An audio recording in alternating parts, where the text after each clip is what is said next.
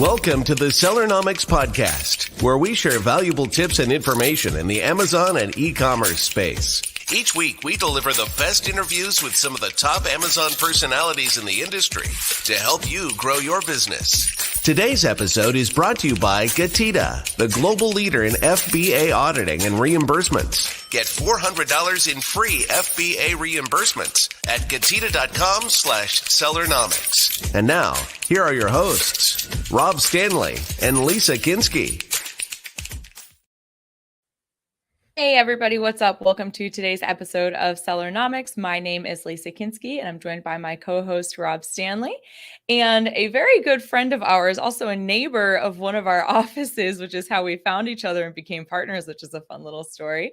But you guys, today we have Nadav Gorlicki on with us from CapEc, and we're going to be talking about how to boost your Amazon sales through inventory funding, which obviously is going to accelerate your success on the platform. So let's go on ahead and bring him on. Nadav, how are you? I'm good. How are you? Nice to meet you. Good to see you. Awesome. Thanks for joining us. So Nadav, let's just jump straight into it then. So as a seller, what was your greatest obstacle when trying to grow your business? As a seller, obviously when you start off, it's first learning the platform and all the different things you need to do as a seller, whether it's logistics, sourcing, advertising, marketing, copywriting, creating your product. All these things every seller has to know, and it's extremely hard. But once you get that going and your first product started flowing and it's actually working, and you sold 1,000, you sold 2,000, maybe you sold already 5,000 units, then the struggle starts happening with the growth. And that's the biggest struggle, to really boost that business to the next level, get to those 6-7 figure sales. And it's not that easy. And then you have to start learning about cash flow and managing budgets and timelines and being able to meet all the demand.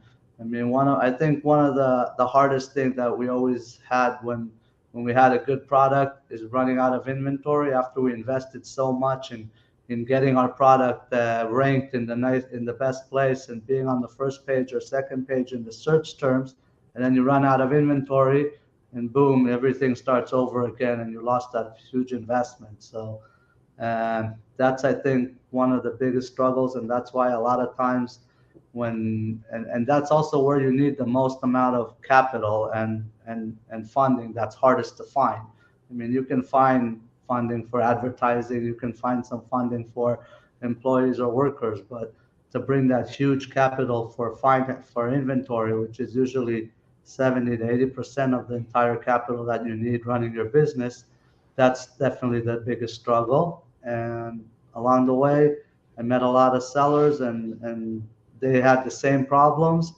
I think that's why we decided to create CapEc, because we saw how much that's the biggest struggle for a seller. Yeah, absolutely. What about, as you're kind of growing and probably focusing a little bit on the inventory side here, sometimes people, they're moving through that inventory and I'm going to say not necessarily making a profit, maybe breaking even, but they're trying to accelerate those sales, get higher ranking, kind of move up that page. But what kind of tips could you give on, when do you kind of balance that sort of profit versus growth there, especially in the inventory side? Yeah, so definitely, I mean, when we bring out a new product, we know that at least probably the first 2 batches, which is a few thousand units, are not going to make profit. It's all product, it's all investment in creating real estate in Amazon, creating your rankings, creating your search term positioning, getting your reviews. So at the beginning, really, you can't plan on profits for at least the first 2 to 3 orders of inventory. Hopefully, you might start getting even, but you want to try to get to the higher quantities, because that's where you start making profits. You make profits in so many places once you have the volume. You can purchase more from your suppliers, so you get discounts. You can ship at larger quantities, so you get discounts on the shipping. And then once you have that volume of sales, your PPC, your tacos completely on the product goes down, which immediately adds to your profit level. So I'd say probably only when you start getting to that place where you're selling about a few hundred a month at least. Okay. And when you're kind of talking about, orders in, orders out, you're just kind of building that land, that real estate, and it's not going to be profitable until the certain tipping point. I mean, there's a lot of logistics that goes into that. What would be your tip for sellers for managing an effective logistics chain? So definitely when if you're selling on Amazon and you're selling FBA, you want, anytime you touch the goods or move the goods, it's costing you money. So you want to try to be most efficient where you can try and get your product, if you can, directly from the manufacturer at one stop directly to the Amazon warehouse. But also you don't want it sitting there too long because it costs a lot and there's limits, and then you could get your whole store stuck if you have over quantities. Removing product from Amazon is the most costful thing there is. I mean, getting it out back to a 3PL, they have to sort it, they have to put it back into stock, and then sending it back to Amazon again when you're ready to sell it. That's the worst thing that can happen. So you definitely have to know your quantities and calculate them the right way. Try to use inventory forecasting in any way with different products that are out there, and really try to minimize the amount of places you move the product. Also, another important thing that people don't realize is, especially if you're working with a 3PL, it's the packaging. If you have your master cartons of your product, basically anytime they move a box, a 3PL or a shipper, or he has to label that box to be shipped to Amazon. He has to take it from a pallet to a truck or whatever. You're going to pay per box. So you want to try to have the maximum amount of units in the most efficient box size that fits a pallet and that fits Amazon's regulations. So this way you're also saving money.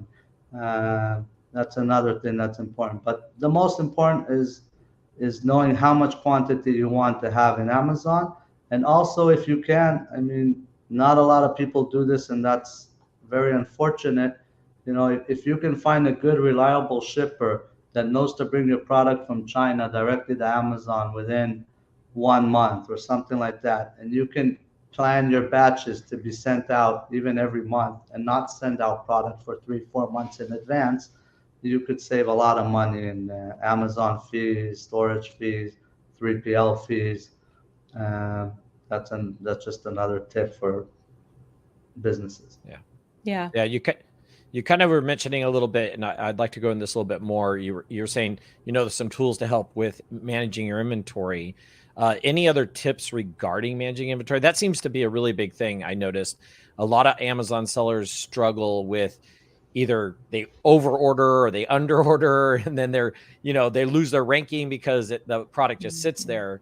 Any more tips kind of around that area that maybe would help some Amazon sellers when it comes to managing the inventory?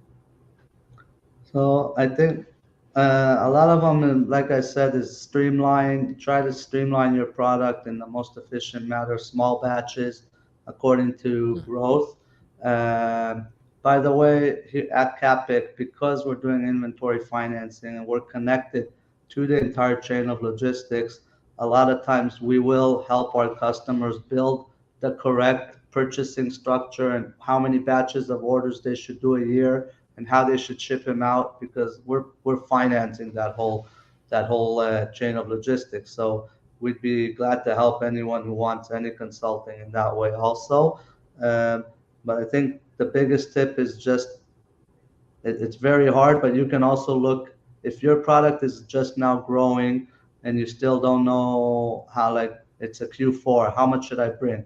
You can look at your competitors, you can look at the category, you can look at other statistics on your product space and see what's their ups and downs during the year, or what's their fluctuations during certain months. And then you can plan on about the same thing on your product compared to your sales. and that way try to do better inventory forecasting. Yeah. Gotcha. Yeah, and I liked what you said too about having really efficient packaging. Like if you're selling something like a coffee mug, yes, it needs to be protected to where the item won't be broken, but it doesn't need to be in styrofoam, in bubble wrap, in, whatever to keep, because that's going to take up so much space. Because I think a lot of times sellers forget that you're not trying to have this shelf appeal like you have in the retail store. You're not trying to catch the 4-year-old's eye in the aisle at Walmart. It just, when the seller goes to the buyer goes to Amazon, they want to get it and they want to get it quick, and it doesn't need to cost you an arm and a leg to get that item.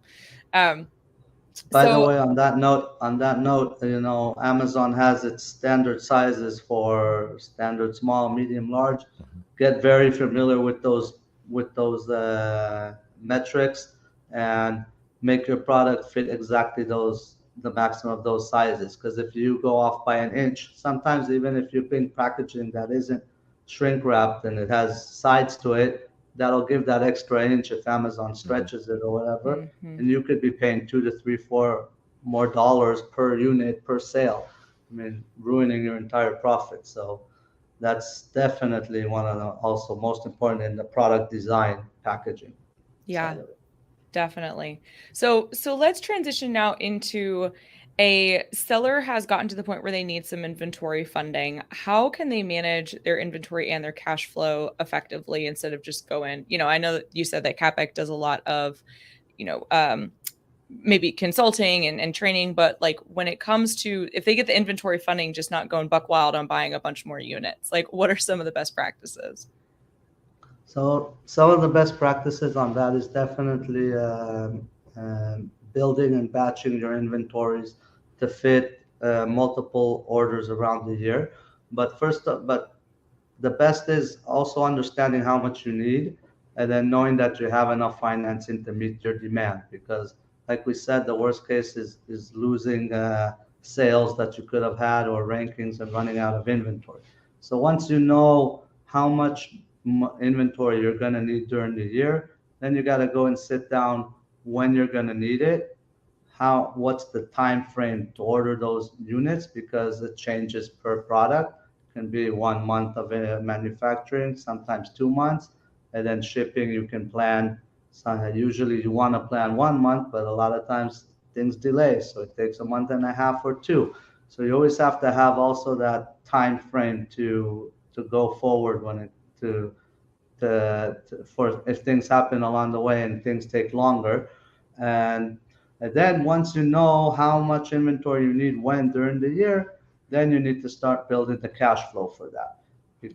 And building the cash flow when it comes to inventory is very, very different than any other streamlined business that sells ongoing. Because when it comes to inventory, your expenses are according to the manufacture dates and the shipping dates. So usually you pay 30% when you put down the deposit to make the order with the manufacturer in China. And then maybe a month or a month and a half later, or 2 months, when it's ready, you'll pay the difference. And if there's problems, it might be 2.5 months. And then you'll have to pay your shipper when you ship out the product. And only once it gets to the selling country, whether it's the US or Europe or wherever you're selling, then you start getting ROI and you start getting returns on that investment. So it's very important when you build your cash flow. You have a lot of problems here, because on the one hand, you can't place an order of $100,000 if you don't know you have $100,000 to finance. On the other hand, if you get $100,000 on the day you want to place the order in financing, but you only gave $30,000 to the manufacturer, basically those other $70,000 are going to be sitting there for a month and a half, 2 months, until the product's ready. And then you need more money for the shipping. So that's the biggest problem and the biggest hurdle, because a lot of what we see, a lot of sellers, they're like, okay, I know I need this amount of product, I'm going to order it. And then a lot of times they get maybe less money back from Amazon, or some other sales didn't go as good as they planned, and now they don't have enough money to pay the manufacturer. So sometimes it even sits for another month until they can pay, and they pull it. But then it takes longer to get the inventory into Amazon. So all these things are really a matter of planning it the right way and understanding exactly when you have to pay your products. That's why I believe when we created CapEc that inventory financing is very different than other financing. Most of the financiers out there are more revenue financing. And when they give you financing, they'll give you money today and they'll start taking it back from next month. And when we're doing inventory, that doesn't really help us because by the time we sold the first unit, we had to pay back most of the financing we got. So it didn't really add any capital or just postponed some of our payments. And those are sometimes the worst solutions, because a lot of sellers, they take those financing thinking they have more money. Their payments get a little bit postponed, but at the end of the day, it catches up, and and then every month that they're getting less disbursements and less revenues because they did the inventory financing, they find themselves at cash restraints and cash flow restraints again. So it's very, I believe you need to separate what you need for steady cash flow, whether it's your OpEx, your employees, your rent, your things like that. What do you need for advertising, and when do you get that back? And what do you need for inventory to see that it also fits the cash flow of those financing? Very interesting. Yeah, let's dig into that more in a little bit. I want to talk about the repayment terms and interest rates when it comes to inventory funding, but we're going to talk about that right after this quick word from our sponsor. Did you know that Amazon probably owes you money for FBA reimbursements? Get $400 in free FBA reimbursements at Getita.com/Sellernomics. All right, you guys, be sure to head over to Getita.com/Sellernomics for the first 400 in reimbursements free. We are back with Nadav with CapEc. So Nadav, you were just talking about the different kinds of financing and funding that a seller can receive. And I want to dive a little bit more into the repayment terms and interest rates for inventory funding. What does that look like? So actually, in CapEc, we're not a bank financer. We're more like a partner on the purchase order. We act as a buyer's agent for our sellers. So we pay directly the manufacturers a certain percent of the deal, and then we add a certain amount, a fee, that we're partners on that deal. And it changes according to the amount of inventory and how fast we feel that product's going to sell. But we're capped at a certain amount of fee and at the time and for that specific product and inventory. I mean, we don't do financing where we take personal guarantees or liens on the company or even credit on the company. We're actually partners on that product. In a certain way, we can even, it's like creating a consignment, because in some way we're paying for the product and then our repayments are as the products get sold. That's the best way we feel, gives the true cash flow and the best cash flow. So you don't have to worry about the fact that if your product is selling slower, you still have to pay everything back and it's taking up money from other places that you need it. And if it sells faster, great, then you can pay off the funding faster and even get some fees back and go and make a new order, and you're a lot more efficient. So we connect to the real sales, and that way not bringing any restraints on any other payments that you have to do in your business. That's how we work. But there's a lot of funders out there that, like I said, even though they advertise it for inventory, they're not really connected to that same cash flow and same ROI, which is very important. In that way, like when we approve a purchase order, like I gave an example before, if you want to buy now $100,000 of product, we'll do the underwriting, approve you for that order, tell you how much we'll finance out of it, and you know you're approved, but we won't give you any money now. We'll tell you, okay, if you're approved, let's say 70% funding, so go give the 30% deposit. Why take, you have the 30%. Why waste funding money if you have that 30%? And then you're not paying anything, obviously, for that time. When the manufacturing's done, we'll pay the difference of the 70%. So even if the manufacturing now took longer, instead of 1 month, took 2 months, you're not paying anything for that. You don't have any cash flow returns, any repayments, nothing. We only start funding when the inventory is actually ready to be shipped. And then we'll pay the shipper. And then the repayments will be as the sales of the product. So you know you also don't have to worry about paying anything back if you didn't sell the product yet. So all those things we feel is the best solution, because the money is used in the most efficient manner, lowering the amount of fees and the costs, and it also gives the real true ROI, and most important, gives the true growth in capital to buy more product. I mean, if when we finance 70% and you did 30%, you know you're going to get triple the inventory and not have to worry about any payments until you actually sold all that inventory. Interesting. That gives the seller a lot of peace of mind, I would assume, then, if they don't have to worry about it. I mean, that sounds, I've never been a seller, but I don't know if Rob was. Does that sounds like a good deal to you, I'm sure? Yeah, I mean, that brings up the question I wanted to ask, was about like the fees. So just get a better understanding. Is it like a flat fee, a flat rate? Is it based on a percentage of what's being spent as far as what you guys collect back? I know it's probably different on each case, but could you just give us kind of a general idea on the fees?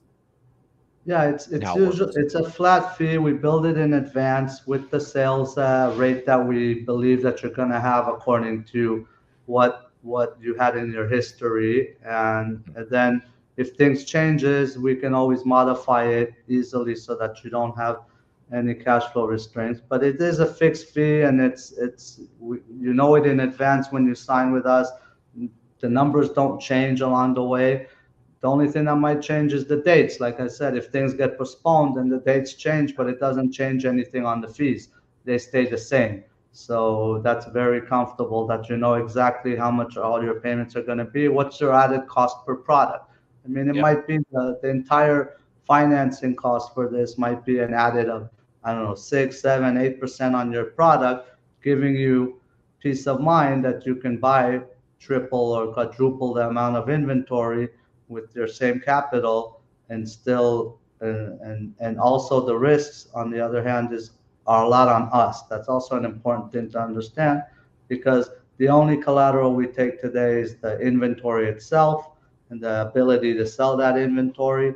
So if something happens, basically we're partners. So a lot of times, even when we have a customer that his listing was closed, we'll try to help him out to get it open.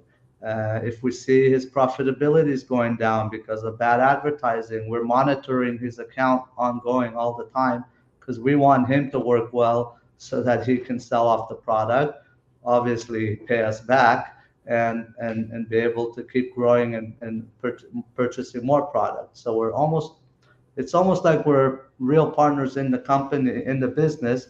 We're practically financing 50% of, I mean, if you look at the entire amount that he might be financing with us on all his products, we could be almost like a 50% partner at an 8% cost. You know, we're not even partners on the equity or anything.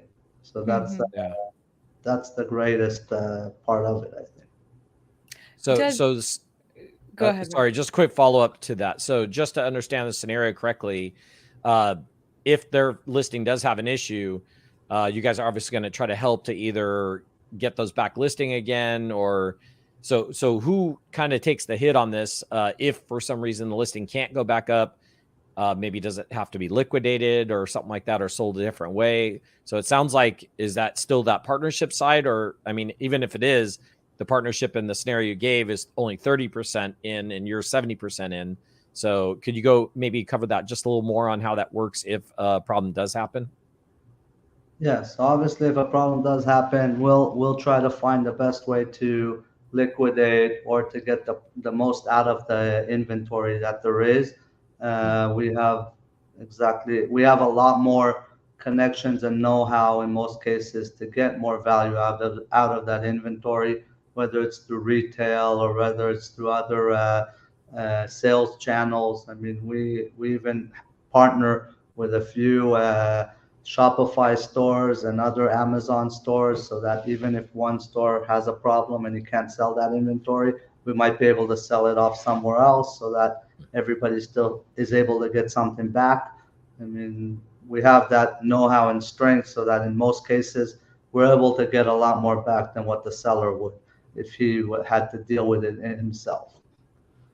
Got it. Love that. Rob, you took my question, but that's okay. I have another one. So Nadav, what does this do?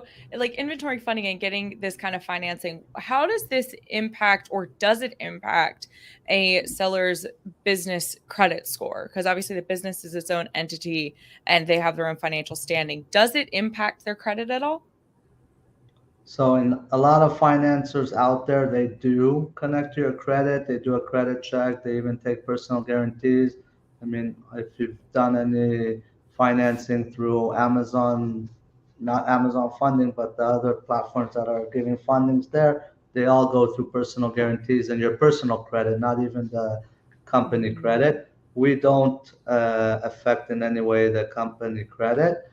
On the other hand, also, what's important to understand, most sellers that are growing, I mean, most of our customers are the ones that are looking to grow their business to get to a certain level. And hopefully, I mean, a lot of them want to sell off their business and do some kind of exit on that. So another good thing about using financing, you can do triple the business, but the whole fees of the financing are not part of an EBITDA cost. So they don't affect your store value.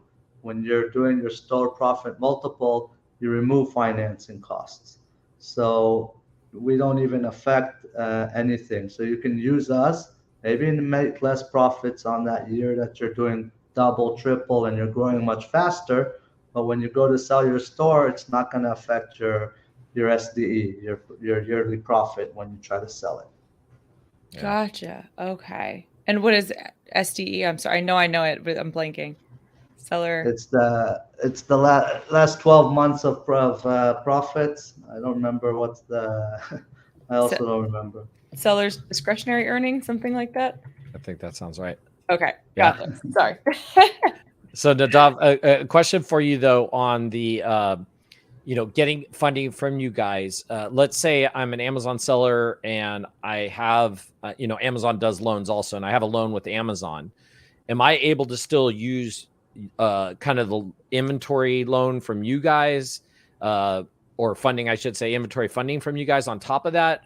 And if not, is there other ones that are okay to do? Like, could you give us a little bit of, can you do kind of multiple funding type things from a couple different sources, and which ones can you?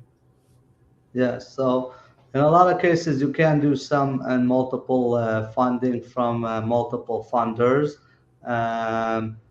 Obviously, we want to know about it. And then in many cases, the amount you might get funded will be less if you're open with other funders, because we do look at your disbursements and your payments and how much you can pay off. I mean, obviously, if you have funding that you're paying off half of your disbursements and even sales won't pay that back, then we can't really fund it because you have debt that's overgrown from your true cash flow. But so we do look at those things when we check your store and your seller.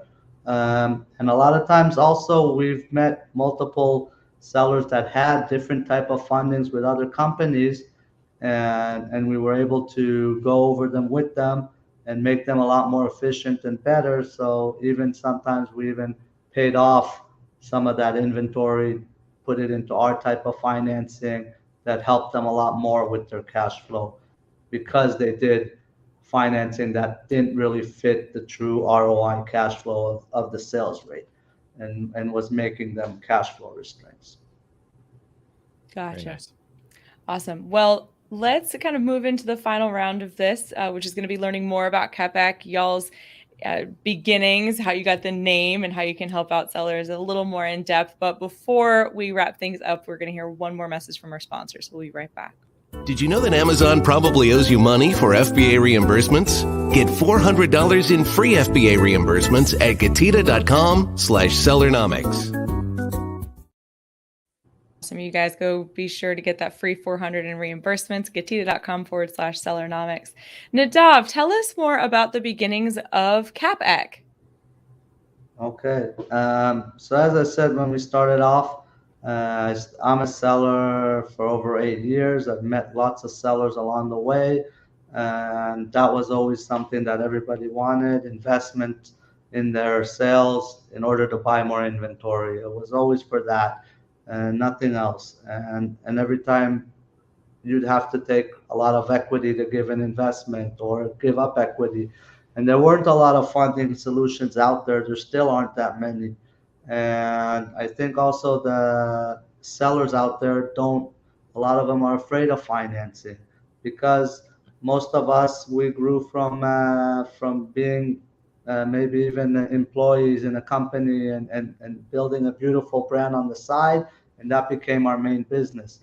But when you look at all around the world, any business that wants to grow and especially grow fast, and that's the advantage of selling on Amazon.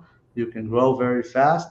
You always need capital. No one can have enough money of his own to really grow the business to its true potential. And everybody uses capital, whether it's business financing or bank financing in any other business along in any other market.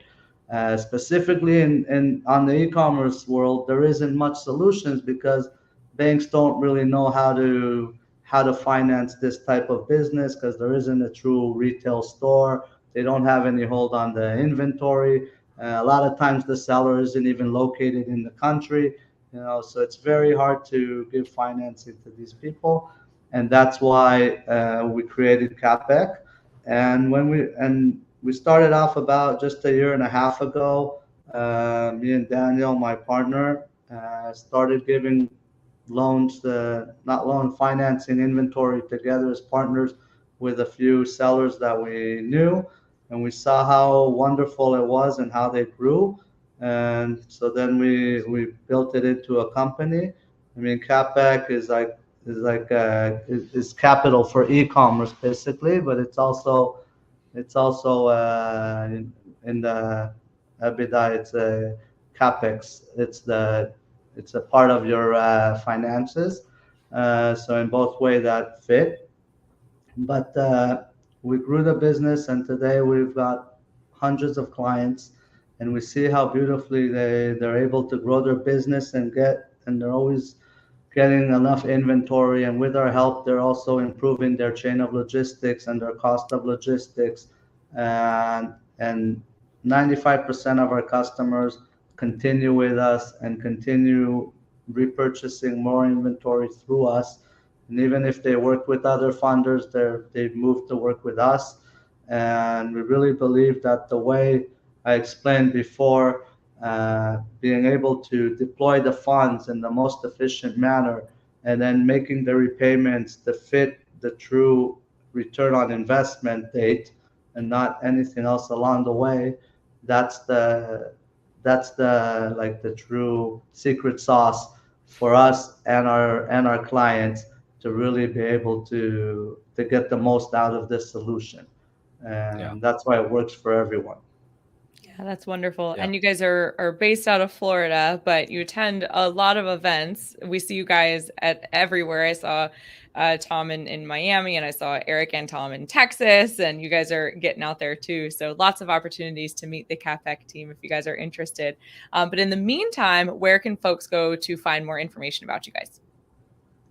So definitely you can go to our website, www.capec.io. You can send us an email to sales@capec.io. By the way, through the website, you can very easily, with just a few minutes, fill out an application for financing. Doesn't cost you anything. You'll get a lot of consulting and feedback on that, because when we go and we check your store and we come back to you, whether you're approved or not, we'll tell you why not. And if you're approved, we'll tell you what's good and what products are selling well, and how you should build your purchase orders. Got nothing to lose in that way. You'll get a lot of data from us, and then you can either decide to finance with us or not. I mean, that's your decision at the end of the day. Fantastic. So Nice. for those listening through the audio experience, it is like capital and e-commerce put together. So capec.io is the website, and the email is sales@capec.io. Nadav, thank you so much for being here today and sharing your knowledge and experience with us. We really appreciate it. Thank you for having me. It was great. Thank you. And thank you so much for everybody who tuned in today. If you liked what you heard, be sure to give the show a thumbs up, subscribe, share your thoughts in the comments, and we will see you on the next one. Thanks for joining us this week on the Sellernomics Podcast. Special thanks to our sponsor, Getita. Did you know that Amazon probably owes you money for FBA reimbursements? Get $400 in free FBA reimbursements at getita.com/Sellernomics. Be sure to join us again next week for more great tips on how to grow your business. And thanks again for listening.